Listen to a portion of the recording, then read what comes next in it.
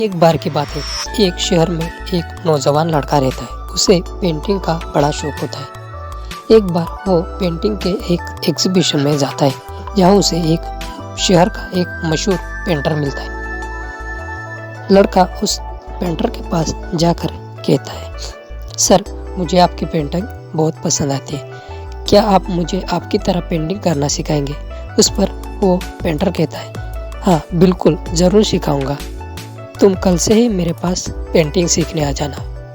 ऐसा कहकर वो वहाँ से चला जाता है। अगले दिन वो नौजवान उस पेंटर के पास जाता है और पेंटिंग सीखने लगता है। ऐसे ही कुछ महीने बीतते हैं और कुछ ही महीनों में वो नौजवान अच्छी खासी पेंटिंग करना सीख जाता है। एक दिन वो बड़ी ही मेहनत से एक पेंटिंग बनाता है और वो पेंटिंग उसे बहुत पसंद आती है, पर उसके बारे में वो लोगों से राय लेना चाहता है। इसके लिए वो एक तरीका निकालता है। वो शहर के बीचों बीच एक चौराहे पे जाता है और वहाँ पे एक चेयर पे अपनी वो पेंटिंग रख कर उसके नीचे एक बोर्ड रख देता है, जिस पर यह लिखा हुआ था कि मैं एक पेंटर हूँ और मैंने ये पेंटिंग बड़ी ही मेहनत से और लगन से बनाई है और मैंने इसमें कोई कमी नहीं की है। फिर भी मैं आप लोगों से इसके बारे में राय लेना चाहता हूँ, तो कृपया मेरी इस पेंटिंग को ध्यान से देखिए और आपको इस पेंटिंग में जिस जगह कमी नज़र आए तो प्लीज़ नीचे पड़े मार्कर से मेरे इस पेंटिंग पे एक डॉट बनाए ताकि मैं इसे सुधार सकूँ। ऐसा बोर्ड रखकर वो लड़का वहाँ से चला जाता है और अगले दिन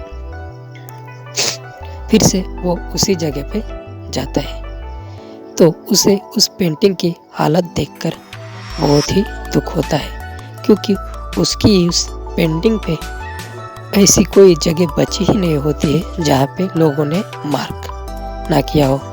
पेंटिंग की ये हालत देख लड़का रोने लगता है और बड़े ही दुखी मन से उस पेंटिंग को उठाता है और सीधा उस पेंटर के पास जाता है और पेंटर को जाके कहता है, गुरुजी, मेरा सपना टूट गया, मैं एक अच्छा पेंटर नहीं बन पाया, मेरी पेंटिंग को लोगों ने ज़रा भी पसंद नहीं किया। फिर नौजवान को रोता देख वो पेंटर उससे पूछता है, तुम ठीक से बताओ तो सही कि हुआ क्या?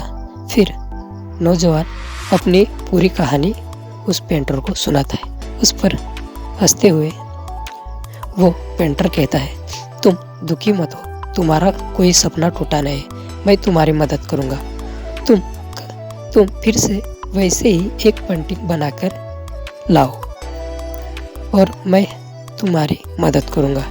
ऐसा कहकर उस नौजवान लड़के को वो पेंटर वापस भेज देता है। वो नौजवान लड़का बड़ी ही मेहनत से फिर से हूबहू ऐसी एक पेंटिंग बनाता है और फिर उस पेंटर के पास लाता है और फिर पेंटर कहता है, अब तुम मुझे उस जगह ले चलो जहाँ तुमने पहले पेंटिंग रखी थी।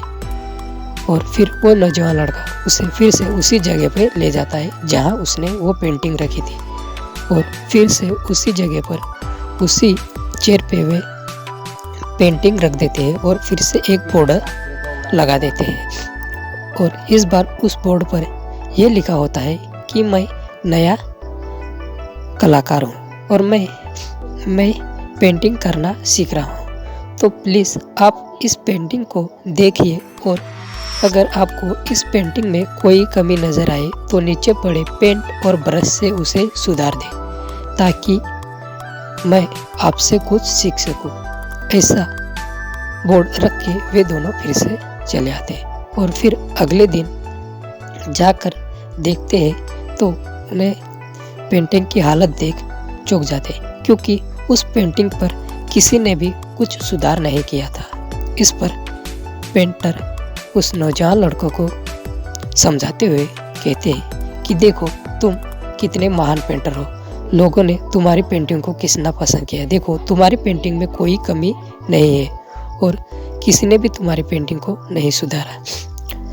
पेंटर की बात सुन लड़का बहुत खुश होता है और उसका खोया हुआ आत्मविश्वास फिर से लौटाता है। तो दोस्तों, इस कहानी से हमें ये 3 सीख मिलती है कि लोग हर किसी के काम में कमी ढूंढ लेते हैं लेकिन सुधार नहीं कर सकते, क्योंकि हर काम में कमी निकालने वाले लोग इस काबिल ही नहीं होते कि वो कमियों को सुधार सके। दूसरी, इसलिए इस तरह के लोगों की बातों को दिल पर लेने से बेहतर है कि अपना काम ध्यान से करते रहे।